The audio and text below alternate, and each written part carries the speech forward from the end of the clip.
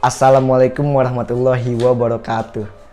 Halo semuanya, kenalin nama saya Muhammad Rizky Rivaldi, salah satu mahasiswa semester 4 jurusan Sejarah Peradaban Islam UIN Syarif Hidayatullah Jakarta.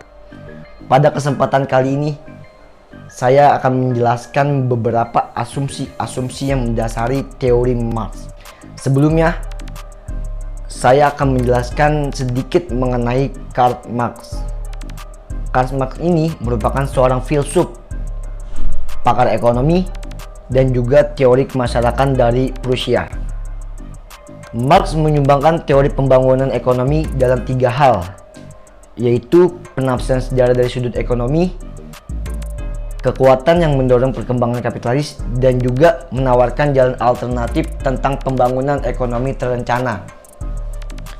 Beliau sangat terkenal dengan karyanya yang berjudul Das Kapitalis.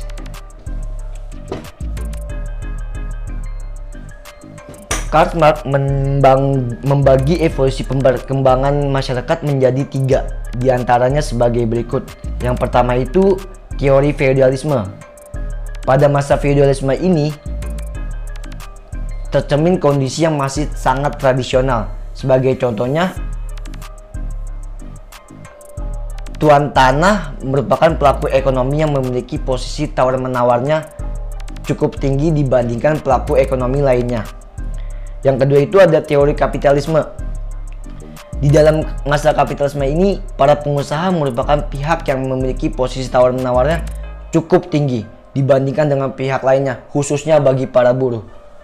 Bahkan pada masa kapitalisme ini, buruh sama sekali tidak memiliki posisi tawar-menawar terhadap para pengusaha kapitalis. Dengan begitu menyebabkan terjadinya eksploitasi besar-besaran terhadap buruh dan para pengusaha. Pengusaha lebih fokus pada peningkatan pendapatan dibandingkan pemupukan modal. Yang ketiga dan yang terakhir itu teori sosialisme. Teori sosialisme ini berjalan dengan perkembangan teknologi, yang mana pemupukan modal yang dilakukan seorang pengusaha dialihkan pada investasi teknologi yang berguna itu menjadi peralihan tenaga manusia dan tenaga mesin, yang pada akhirnya mengurangi eksploitasi buruh dan juga meningkatkan angka pengangguran. Di dalam fase ini merupakan titik awal dan tata masyarakat sosialis yang mana terjadi perubahan, yaitu perubahan pemupukan modal pada masa kapitalis diganti dengan pemerataan kesempatan pemilikan sumber daya sehingga semua pihak memiliki posisi yang sama dalam hal tawar-menawar.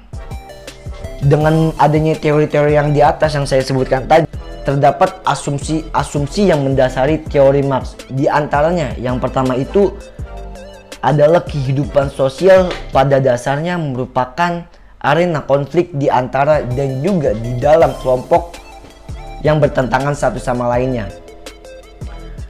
Hal ini yang merupakan salah satu yang mendasar dari perspektif konflik dan fungsional. Saya akan menjelaskan dalam perspektif fungsional dulu. Di dalam perspektif fungsional ini, masyarakat seperti halnya organisme makhluk hidup yang tumbuh di mana satu komponen dan komponen lainnya saling bekerja sama dan tujuannya itu membentuk suatu hubungan saling menguntungkan antara lainnya. Dan dalam perspektif konflik sebaliknya, menurut Marx, komponen-komponen yang ada di masyarakat itu pada hakikatnya saling bertentangan satu sama lainnya. Marx juga mengatakan inti dari kehidupan sosial itu adalah konflik. Kenapa itu bisa terjadi? Karena sumber-sumber daya ekonomi dan kekuasaan politik merupakan hal yang sangat penting yang diperebutkan oleh berbagai kelompok. Sementara sumber-sumber daya ekonomi dan kekuasaan politik ini bersifat bukan tanpa batas, dengan artian pada gilirannya penguasaan atas sumber daya ekonomi dan politik oleh segelintir orang. Namun ada juga segelintir orang yang lain yang memiliki kekuasaan dan juga kekuasaan ekonomi dan politik, baik secara ekonomi dan politik. Akibatnya, tipikal dari konflik yang muncul pembagian masyarakat menjadi sebuah kelompok yang terdeterminan secara ekonomi dan kelompok yang tersubordinasi. Kembali lagi ke Marx yang mengatakan bahwasanya itu sumber daya sangat penting. Maka pola-pola sosial dasar yang masyarakat itu ditentukan oleh pengaruh sosial dari kelompok yang secara ekonominya lebih dominan. Ini berkaitan dengan pemikiran Marx tentang materialisme sejarah. Bagi Marx, kondisi ekonomilah yang menentukan kesadaran, bukan kesadaran yang menentukan ekonomi. Dengan kata lain, kondisi material seseorang dalam struktur produksi ekonomi menjadi penentu dari semua hal yang ada di dalam masyarakat. Maka, seseorang yang secara ekonominya lebih dominan akan menjadi sebuah penentu dari berbagai sistem. Sistem ini yang dimaksud sistem politik, budaya, keagamaan, dan lain sebagainya, yang itu semua berkaitan dengan kehidupan masyarakat.